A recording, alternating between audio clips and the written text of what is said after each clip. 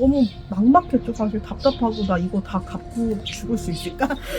내가 이걸 다 갚고 죽어야 되는데 사실 우리 성인들 한 달에 버는 거 뻔하잖아요. 직장인도 그렇고 우리가 뭐 대기업 다니는 것도 아니고 이렇게 다 뻔하게 버는데 그걸로 해서 언제 이렇게 다 갚고 집도 사고 아이들도 키우나 막 이런 생각이 진짜 막막했던 것 같아요. 안녕하세요. 저는 지금 41살이고 두 아이를 키우고 있고 보험 설계사로 일하고 있는 인수입니다.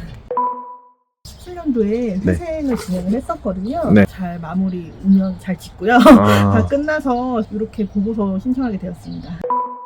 22년도 하반기쯤에 다 끝났고요. 그래도 아직 좀 빚이긴 한데 잘 갖고 있어요. 네.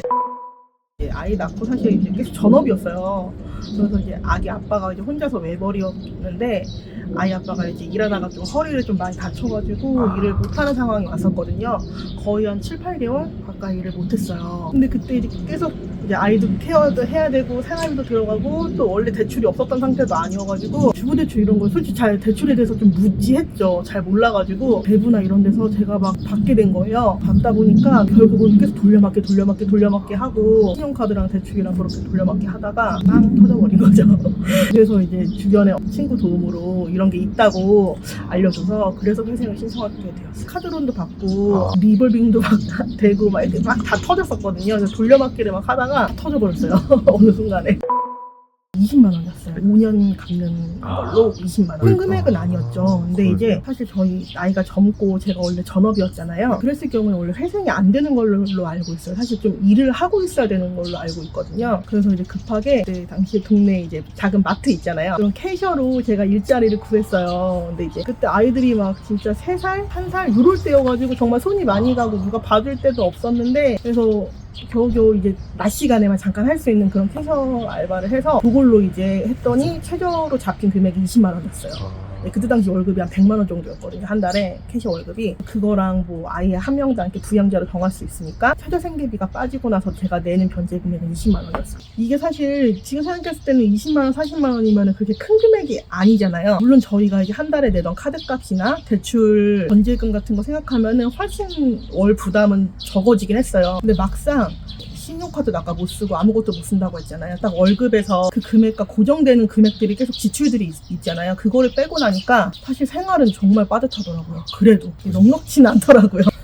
딱 그 정해진 금액 내에서 생활하는 게 되게 힘들었어요, 사실. 네. 사실 전 처음에 회생에 관해서 전혀 몰랐어요. 물론 대출도 정말 무지해서 몰라서 그렇게 아무렇게나 막 받은 것도 있는데 회생이라는 자체를 정말 몰랐는데 친한 친구 중에 회생을 먼저 진행했던 친구가 있었거든요. 그 친구한테 제가 사실 돈을 빌리려고 처음에 전화를 했는데 생활비가 없어서 돈을 빌리려고 전화를 했더니 왜 그걸 계속 다 갚고 있냐, 자기도 이렇게 지금 도움을 받아서 이렇게 회생을 하고 있다라고 말을 해주는 거예요. 그래서 그런 게 있냐, 근데 그런 거 좀 사기 아니냐. 전 잘 모르니까 맞아. 몰라서 아니라고 법무사 통해서 하는 거고 그냥 하면은 된다 알려줘서 돈 나가는 날짜가 너무 무서웠어요. 저는 정말 매달 뭐 20일, 25일만 이렇게 있을 거 아니에요. 네. 어떤 날은 뭐 신용카드 나가고 뭐 대출금 나가고 있을 거 아니에요. 어떻게든 뭐 돌려서라도 막아서 다 내기는 냈는데 그렇게 해서 다 돌려받고 나면은 또 쓸 생활비가 없으니까 결국은 또 신용카드 또 긁게 되고 또 다른 데서 또 돈 빌리게 되고 이렇게 계속 악순환이더라고요. 갚는 게 아니었어요, 그거. 원금만 사실 뭐 대부 같은 경우는 이율이 너무 비싸잖아요. 근데 그 사실 그거는 거의 원금을 갚지 못하잖아요. 그래서 맞아요. 계속 이자만 내야 되잖아요. 상황이고 그거 말고도 뭐 다른 뭐 이런 1금융권이나 2금융권 대출들도 있었고 신용카드도 있었어요. 제가 원금만 지금 기억했을 때는 5천이 넘었었어요. 빚이 불어나는 게 한순간이더라고요. 일부러 뭐 늘어나야지 하고 늘어난 건 아니었는데 뭐 생활비로밖에 안 썼거든요. 그걸 받아서 뭘 명품을 사고 사치라고 이런 게 아니라 정말 다 먹고 사는데 아이들하고 쓰는데 그렇게 다 들어갔기 때문에 어디다 썼는지 사실 기억이 안 나고 그래서 얘를 메꾸려고 또 받고 얘를 메꾸려고 또 받고 이런 식으로 해서 불어나 버린 거라 너무 막막했죠. 사실 답답하고 나 이거 다 갚고 죽을 수 있을까? 내가 이걸 다 갚고 죽어야 되는데 사실 우리 성인들 한 달에 버는 거 뻔하잖아요. 직장인도 그렇고 우리가 뭐 대기업 다니는 것도 아니고 이렇게 다 뻔하게 버는데 그걸로 해서 언제 이렇게 다 갚고 집도 사고 아이들도 키우나 막 이런 생각이 진짜 막막했던 것 같아요. 진짜 어린 아이들 3살 1살 아이들 진짜 어린이집 다 보내고 그렇게 알바했고요. 제가 뭐 더 밤에 알바하거나 이럴 수는 없는 상황이라 아이들을 누가 케어를 해줄 수가 없으니까 그렇게 해서 알바했었고, 아이들 아플 때 진짜 그때가 제일 난감했던 것 같긴 해요. 마트 사장님께서 많이 편히 봐주셔가지고 그래도 2년 넘게 다닐 수 있었고, 또 저 그런 뭐 핸드폰 막 이런 케이스 조립 막 이런 것도 해보고요. 부업처럼 약간. 예. 근데 얼마 돈도 안 되는데 손만 아픈데 진짜 막 그런 것도 해보고 막 별별 거 다 해봤어요. 보험 설계사 하신 건 이제 잘 맞을. 네, 잘 맞아서 지금 한 4년 정도에 했어요. 네. 보험왕 뭐 이런 것도. 저 상 받아봤어요. 그래요? 네, 열심히 해서. 엄청 잘하시네요. 사실 그러면. 뭐 영업이라는 게 사실 저는 그전에 영업을 해보질 않아서 좀 두려움이 많았는데 막상 해보니까 좀 제가 좀 사람 만나고 이야기하는 것도 되게 좋아하거든요. 네.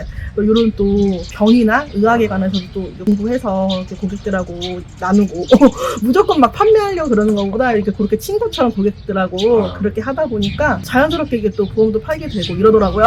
일단 수입이 확실히 차이가 나요. 그러니까 그전에는 사실 뭐 짧은 시간이었지만 9시에서 4시 알바해도 캐셔 알바해도 사실 100만 원이었잖아요. 지금은 솔직히 시간을 제 마음대로 쓰면서도 제가 뭐 파는 만큼 벌기 때문에 뭐 500 이상도 그렇게 번 적도 있어요. 사실. 그래도 평균적으로 지금 제가 남편보다 많이 벌고 있어요.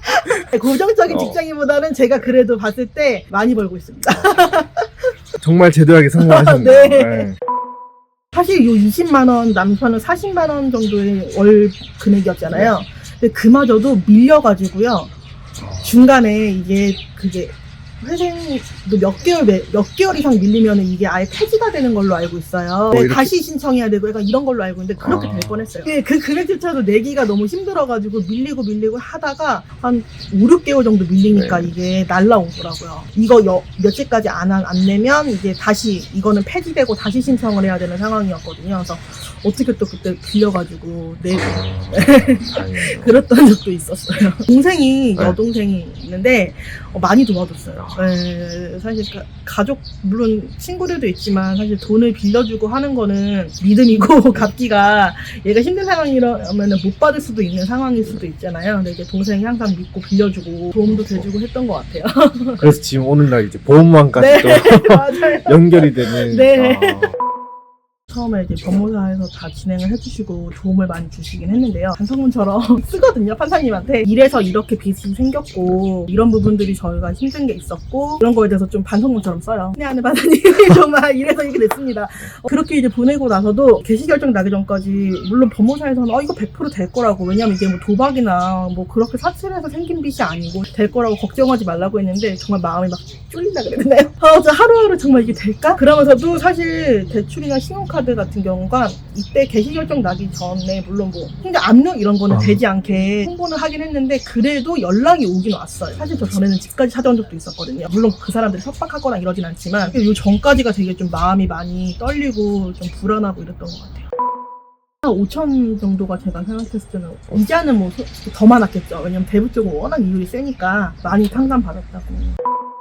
진짜 이거는 알턴이 빠지는 것처럼 진짜 속 시원했을 것 같아요. 예, 진짜 물론 내가 갚았다고 지금도 돈이 많이 남거나 막 이러는 건 아니지만 정말 속 시원하고 그래도 이게 5년 갚은 게 되게 좀 대견한 거예요. 이 도중에 저도 막 진짜 또 폐지될 뻔도 했었잖아요.